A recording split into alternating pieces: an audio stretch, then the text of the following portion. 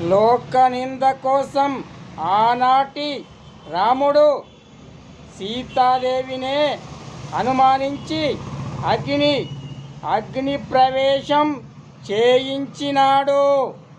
పెళ్లి చూపుల్లో నీ పేరు సీత అని పెట్టుకున్నంత మాత్రాన నిన్ను కూడా ఈనాటి ఆన్లైన్ రామచంద్రుడు అగ్ని ప్రవేశం చేయించడు. ఇది గ్యారెంటీ. నాకు తమ్ముడు లేడు. వాడు రావణుడి చెల్లెలైన శూర్పణఖ ముక్కు చెవులు కోసే అవసరమే లేదు. నీకు తెలుసా, నిన్ను కిడ్నాప్ చేసే అవసరమే లేదు. రావణుడు మన జీవితంలోనికి రానే రాడు. అది గ్యారెంటీ. అందుకే నువ్వు నన్ను డౌట్ లేకుండా పెళ్లి చేసుకోవచ్చు.